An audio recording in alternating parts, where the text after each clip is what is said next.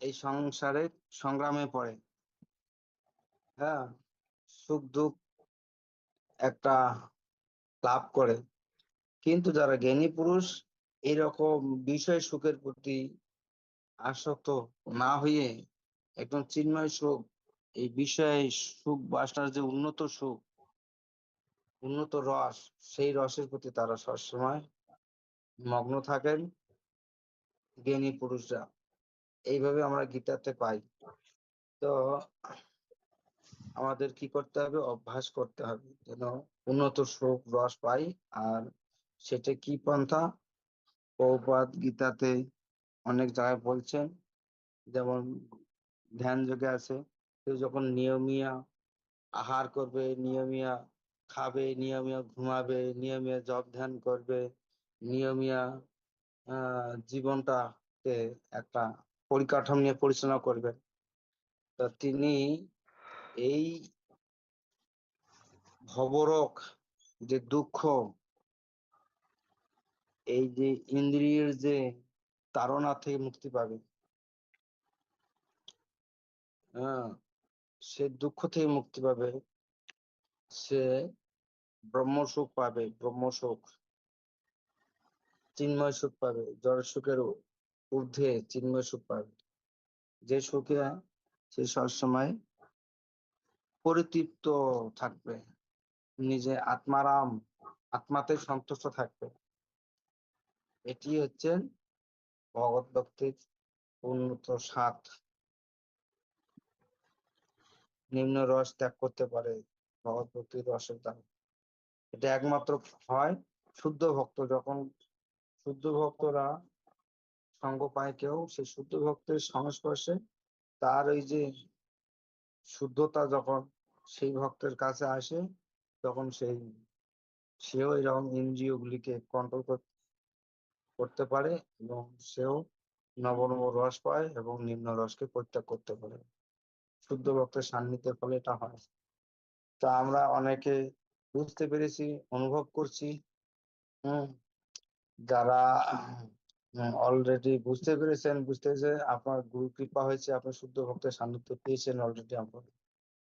তো এই জন্য এটাকে ধারাবাহিক ভাবে ধরে রাখতে হবে। যতই আপনি ধরে রাখবেন, যতই আপনি ধৈর্য ধরে এটাকে টিকিয়ে রাখতে পারবেন, ততই আপনার আনন্দ বাড়বে, ততই আপনার স্মৃতিটা উর্ধ্বগামী হবে, আপনার শক্তি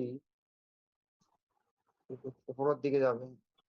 ঠিক আছে, আপনি একদম দিব্য স্তরে অধিষ্ঠিত হতে পারবেন। তার সঙ্গে আপনার কথা, আপনার মন বুদ্ধি সব, হ্যাঁ, কি হবে? যে যে যার বাক্য সত্য, যে পাঁচব্যাগকে জয় করেছে, যে ক্রোধব্যাগকে জয় করেছে, সেই ব্যক্তিটা অ্যাকচুয়ালি তিনি, যেটা আমি অল্প আগে আলোচনা করলাম,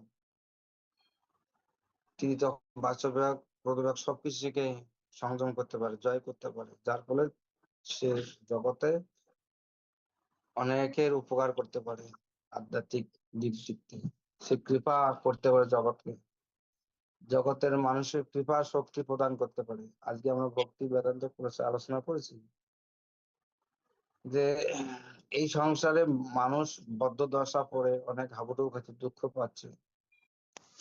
তো সাধু ব্যক্তিরা কি করছেন? উত্তমদেরকে কৃপা করতে কোনো অসুবিধা হয় না। উত্তমরা উত্তম, ওরা যদি চরণ ধরে, ওরা যদি ওদেরকে যদি আপনি প্রসাদ দেন, ওদেরকে যদি আপনি বাস, এটা উত্তম ভক্তদের কোনো সমস্যা হবে না। কারণ তারা ভক্ত, তো তাদের শুদ্ধতা আছে, তাদের সেবা করলে ওনার উনিও সুফল পাবে এবং আপনারও মঙ্গল হবে। ঠিক আছে, কিন্তু যারা জড়জগতে বদ্ধ দশা আছে, তাদেরকে কৃপা করাটা একটা খুব সমস্যাজনক, বিপজ্জনক। কেন? তাদের যেটা জড়তা, তাদের যেটা সমস্যাগুলি, সেই ভক্ত প্রভাবিত হয়ে যায়, যে কৃপা করতে যায়।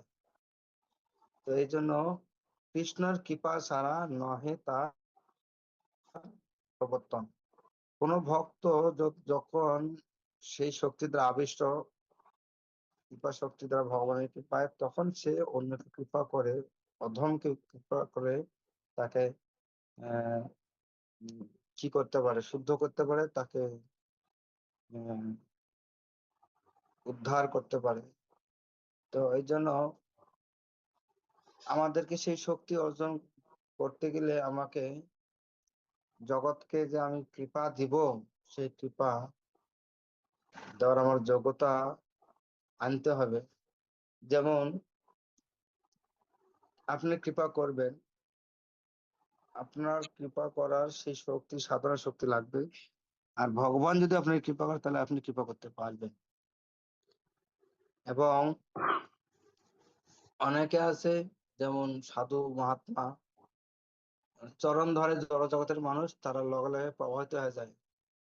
ঠিক আছে, যেমন আমাদের আজকে কমলাপতি প্রভু বলছিল ক্লাসে, যে আপনারা তো সাধু মানুষ, ভক্তদের কৃপা, ভক্তদের সঙ্গে অসুবিধা নেই, কিন্তু অভক্তদের আপনারা কৃপা করছেন, তা আপনার কি রেজাল্টটা বার হয়েছে অভক্তদের কৃপা করতে? তখন কমলাপতি বলল, হ্যাঁ প্রভু, এটা আমার আমি বুঝতে পেরেছি, আমার একটা অনুভব হয়েছে। তো কোনো জড়জগতে মানুষ যখন শ্রদ্ধাবান ব্যক্তি সে চরণ ধরে, লগে লগে অ্যাকশন আসে যায়। যে মানে কিছু একটা গোলমাল হয়ে গেছে, চেতনা বুদ্ধি অন্যরকম হয়ে যায়। জড়জগতের মানুষ যখন চরণ ধরবে না, তার অ্যাকশন না হয়ে যায়। তিনি বললেন তার একটা উপলব্ধি। আহ, তো এইরকমই যে অনুভব আছে। এই জন্য সাধুরা কি করেন, সবাকে চরণ ধরতে দেন। আর আমি তখন বললাম, তাহলে কি শুধু কি চরণ দ্বারাই কি কৃপা করা যায়? চরণ কয় না, যেহেতু ভগবান যদি শক্তি দেন, হ্যাঁ এই চরণ মানে স্পর্শ করার মাধ্যমে সে কৃপা পাবে, সেই শক্তি যদি থাকে। অবশ্যই সাধুদের, অনেক সাধুর অনেক শক্তি আছে, চরণ ধরলে মানুষের চেতনার পরিবর্তন হবে। কিন্তু এই জন্য ইস্কনের সাধুরা কর্মফল ভোগ করতে বলে দিতে চায় না চরণ, কিন্তু যারা কৃপা, তার সেই রকম যোগ্যতা এবং শক্তি আছে, তুমি কৃপা করার, কি উদার হয়ে দিয়ে দেয়, যা আমার জন্য যদি তোমার কিছু মঙ্গল হয় হোক, তুমি তাও মানে ভালো হও, মুক্ত হও। আর সাধু দিতে চায় না, কেন? চরণ ধরবে, ফির কথা শুনবে না, আবার পাপ করবে, এই জন্য দেয় না। চরণ ধরা মানে তাকে কথা শুনতে হবে, এবং তার কথা যখন শুনবে তখন, এবং আমি মহারাজের কাছে প্রথম প্রথম মহারাজ আমাকে চরণ ধরতে দিত না। আর এখন মহারাজ সেবা করে করে যখন মানে সেবা করতে করতে একটা অবস্থা হয়ে গেছে, মহারাজ এখন যদি চরণ ধরে কিছু বলে না। তাই না? মহারাজ উদার ভাবে চরণ দেয় আমার হাতে ছেড়ে। এই যে পরিস্থিতি, গুরুদেব কখনো শিষ্যকে উদার হয়ে চরণ দিয়ে দেয়, আবার আবার চরণ ধরে আবার উল্টা পাল্টা করবে। হ্যাঁ, চায় যে শিষ্য আমার দ্বারা উপকৃত হোক, আমার প্রণাম করুক, আমাকে এইভাবে আমার সঙ্গে কি করুক। কিন্তু বাইরে হয়তো বলে শাসন করবে, ভিতর থেকে গুরুদেব সবসময় শিষ্যর মঙ্গল চায়, প্রার্থনা করে। ঠিক আছে, এবং শিষ্যের আশীর্বাদ করেন, এটা আমাদের বুঝতে হবে। সাহসে নাই যে গুরু মহারাজের কাছে গিয়ে কিছু একটা করি, কিছু একটা বলি। এই একটা সুযোগ পাই, ওই যে আমাদের কি কয়, কি মন্দির, যেটা যে কি কয়, প্রদর্শনী, প্রদর্শনী, ওখান থেকে গুরু মহারাজ আসে, আরো উপরে যায়, যখন নাকি গুরু মহারাজ মন্দির দর্শন করে মানে কি করে প্রতিশ্রুতি দেখায়, তারপরে আবার যাওয়ার সময় হয়, তখন কিছু ভক্ত ওই সুযোগে ভিতরে ঢুকে গুরু মহারাজ সেবা করার চেষ্টা করে। দুইটা চপ্পল থাকে, চপ্পল দুইটা মানে কে কি মানে পরাবে, তখন আমি তো বুঝতে পারলাম না, আমাকে যাইতে হবে, আমিও চপ্পল পরার একটা সেবা নেই।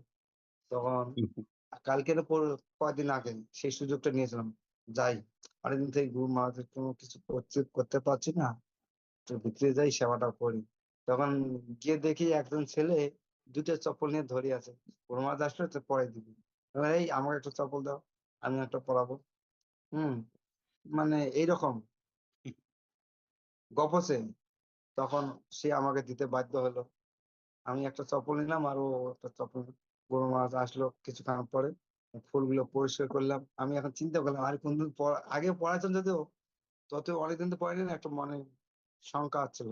তারপরে দেখি ওই ছেলেটা ও আর ফুলগুলো সুন্দর পরিষ্কার করে পড়াইতে লাগলো, আর আমিও ওর তালে তালে ফুল পরিষ্কার করে, হ্যাঁ, চপ্পলটা পড়া শুরু করলাম।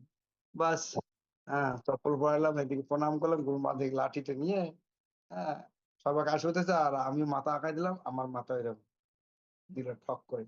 আহ, অহৈতুকী কৃপা হয়ে গেল। গুরু সেবা মাঝে মাঝে হয়।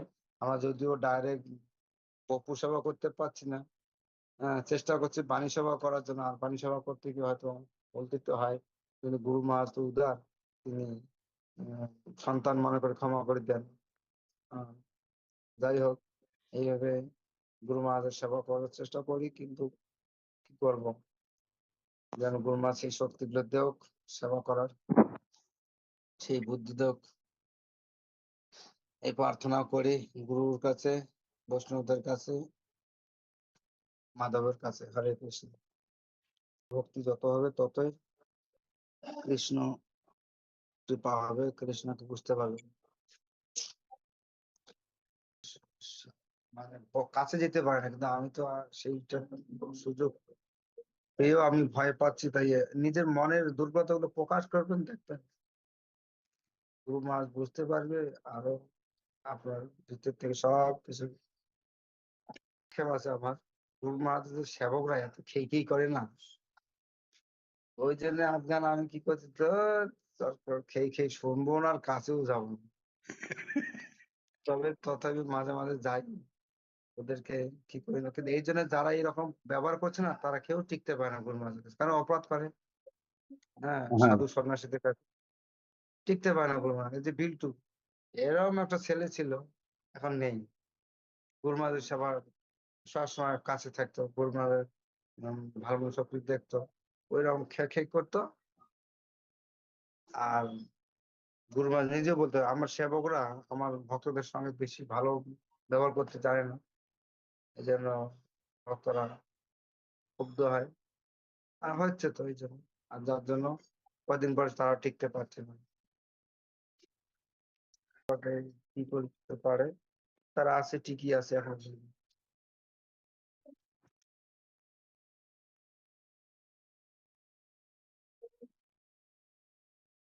ঠিক আছে, কারো আরো কাছে কারো কিছু উপলব্ধি আছে, গুরুর উপলব্ধি